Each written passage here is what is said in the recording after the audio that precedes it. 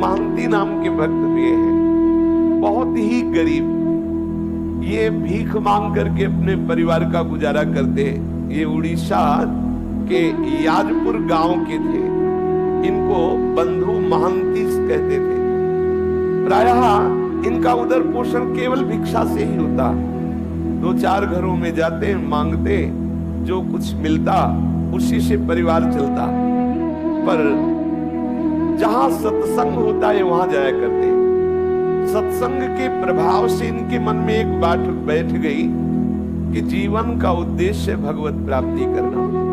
तो वैसे ही धन संपत्ति भोग सामग्री से रहित थे, तो कोई भोग वासना, कोई धन आदि का अभिमान, ये जो दोष बुद्धियां, ये तो इनके हृदय में स्वाभाविक नहीं थी, क्योंकि भिक्षा मांगते थे तो दैन्यता थी। और सत्संग से बात बैठ गई कि जीवन का परम लाभ है भगवत प्राप्ति करना। तो ये उतना ही मांगते थे जितना उदर पोषण के लिए, परिवार के लिए आवश्यक था। ऐसा नहीं कि भिक्षा मांग रहे तो बहुत सारा मांग लिया और खूब बेच करके उससे भोग सामग्रियां ला रहे, नहीं। जितने से उदर पोषण होता उन 4-6 घरों में मांग लिया, मिला तो मिला, नहीं तो उपवास कर लिए और एकांत में खूब नाम कीर्तन करते। प्रत्येक साधक को अपनी दिनचर्या में ऐसा समय रखना चाहिए, वो 1 घंटा, आधा घंटा, जिसमें नाम कीर्तन अति आवश्यक है। नाम कीर्तन 24 घंटे में अपनी उपासना पद्धति में, दिनचर्या में जरूर रखना चाहिए। अगर 2-4 उपासक साथ हो तो और अच्छा, नहीं है तो अपने को एकांत में बैठकर स्वयं नाम कीर्तन करना चाहिए।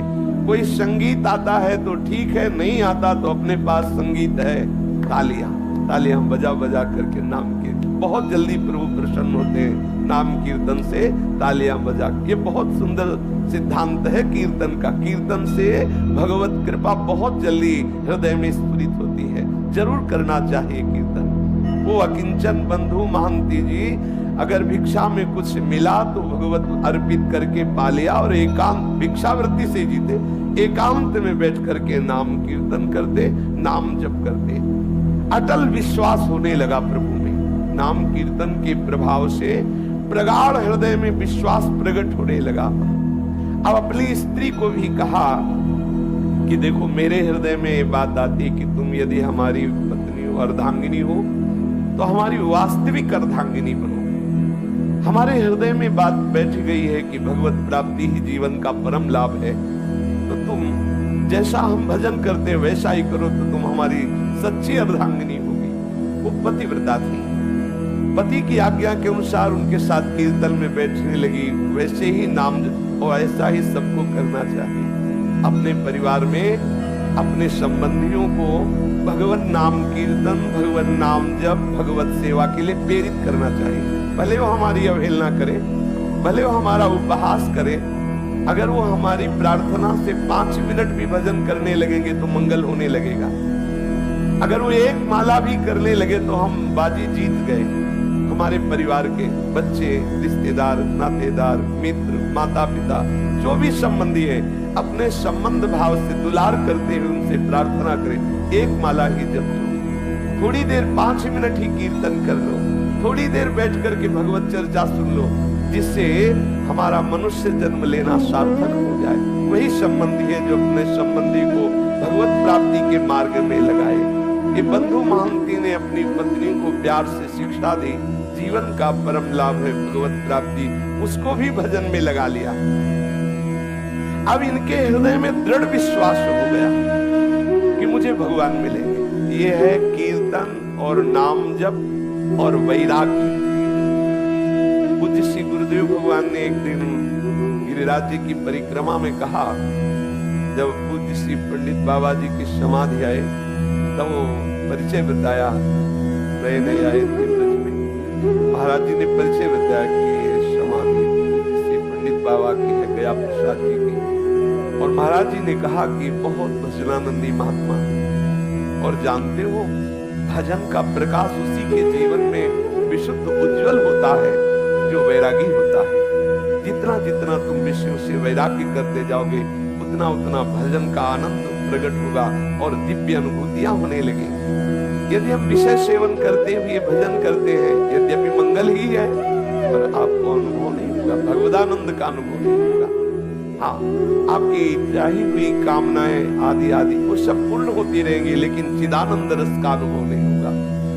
जब तक जगते भयो फिरे वैरागी, वृंदावन रस में अनुरागी, तब तक चिदानंद रस का अनुभव नहीं। गुरुदेव भगवान ने कहा, जिसका जितना तीव्र वैराग्य होता है उतना ही उसे भजन का आनंद, भजन की दिव्यता और दिव्य दिव्य विभूतियों का साक्षात्कार उसे होता है। अब उनके तो वैराग्य स्वाभाविकता भिक्षावृत्ति से जीते बंधु महांती, अब पत्नी भी नाम कीर्तन और भजन, अब इनके हृदय में दृढ़ लालसा हो गई कि मुझे प्रभु मिलेंगे।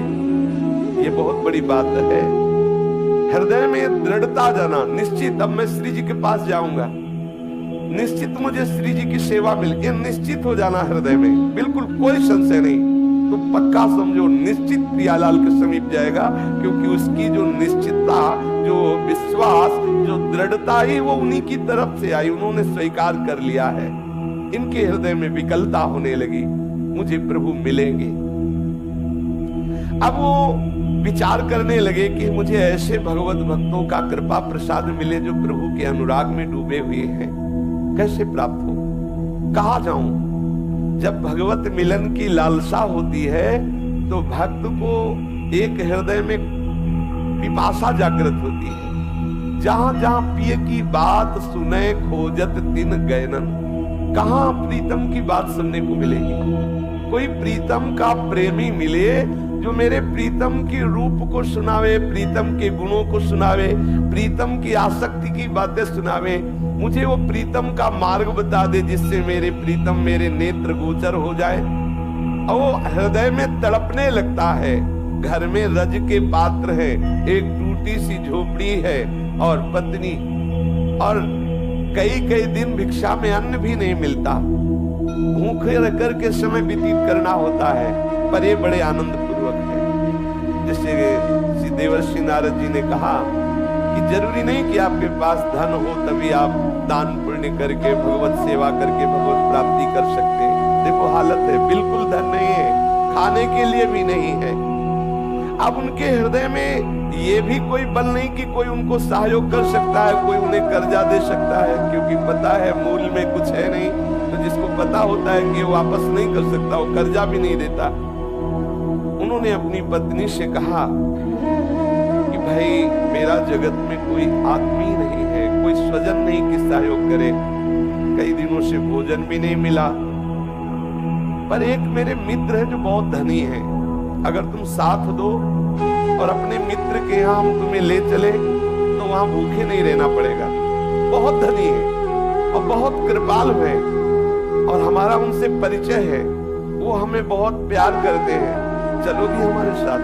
क्योंकि यहाँ तो कोई अपना है नहीं, इस याजपुर गांव में कोई मुझे प्यार करने वाला नहीं। मेरा एक मित्र है जो बहुत धनी है, मुझे बहुत प्यार करता है, वहां तुम्हें भूखे नहीं रहना पड़ेगा, कोई परेशानी रहेगी, पर 5 दिन का रास्ता है। हम लोग यदि धैर्य पूर्वक चले तो हमारे मित्र की कृपा प्राप्त होगी, सारी भूख सदा सदा के लिए मिट जाएगी और उसका नाम बहुत मीठा है। यदि हमारा नाम है बंधु महांती तो उसका नाम है दीन बंधु, दयालु है, हमें चलना चाहिए। पत्नी से कहा मुझे इस गांव में नहीं रहना। सती स्त्री पति के अधीन चलने वाली, कई दिनों से भोजन नहीं मिला, उसने कहा 5 दिनों का रास्ता है, कैसे चल पाएंगे? क्योंकि पेट में तो भोजन नहीं है, लेकिन आपकी आज्ञा है, हम जरूर चलने का प्रयास करते हैं। जो समस्त दरिद्रता और दुखों का हरण करने वाले हैं, उन प्रभु के दर्शन के लिए बंधु महांती के हृदय में वेदना हुई और वो अपने नगर से चल पड़े।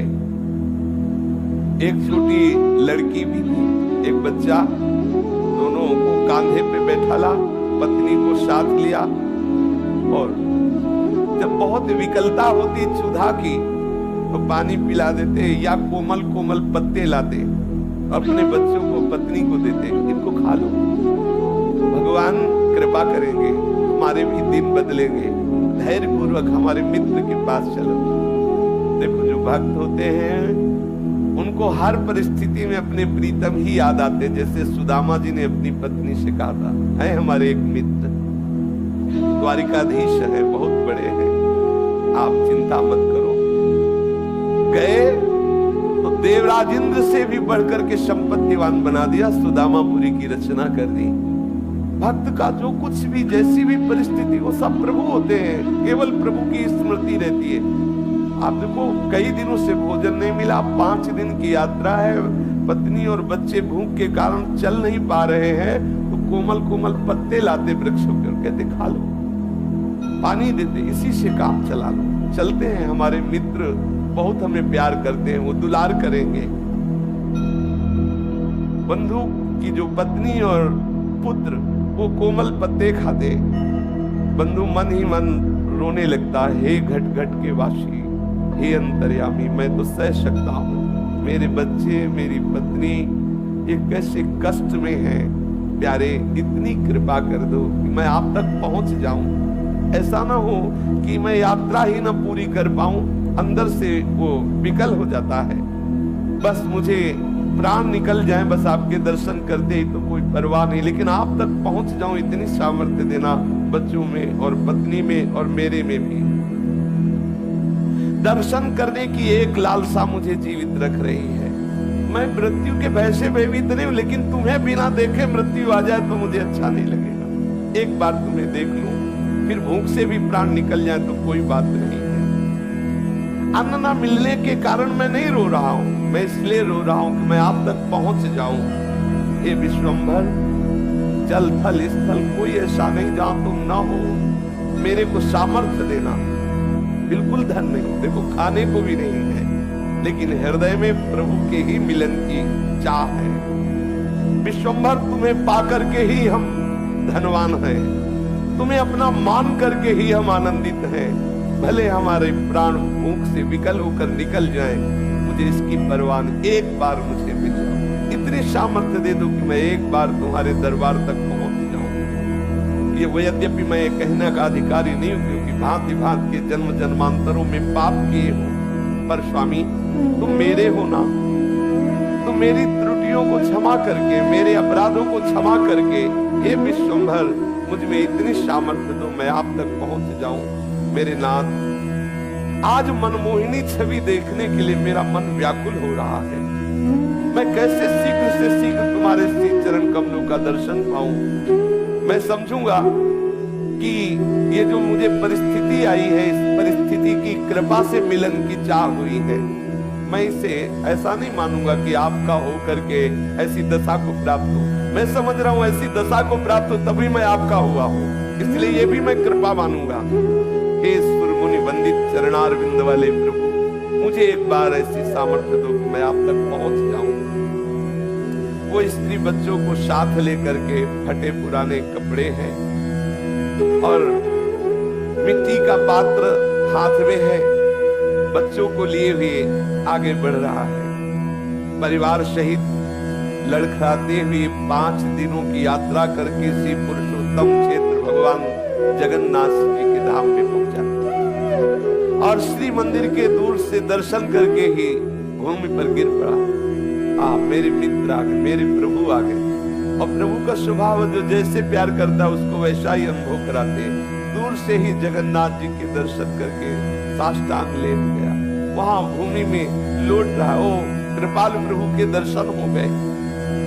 अपनी पत्नी से कहा, देखो देखो ये मेरे यार हैं, जिनके लिए मैं कह रहा था ना कि मेरे मित्र, ये हमारे मित्र हैं, ये हमारे प्रीतम हैं, ये हमारे दीन बंधु स्वामी हैं। अब पत्नी के हृदय में उतना अनुराग तो नहीं है, पर इस बात से सुख मिला कि अब यहाँ भरपेट भोजन भी मिलेगा, भक्तों का संग भी मिले, और इसको कि मेरे प्रभु ने कृपा की, मुझे सामर्थ्य दी कि यहाँ तक आ गया। अब मैं अपने यहाँ प्राण छोड़ूंगा, अब मुझे यहाँ आनंद मिलेगा, क्योंकि प्रभु के चरणों में प्राण छूटे इससे बढ़कर क्या लाभ। प्रभु का धाम है, सामने प्रभु है, फिर तो प्राण भी छूट जाए, कोई परवाह नहीं।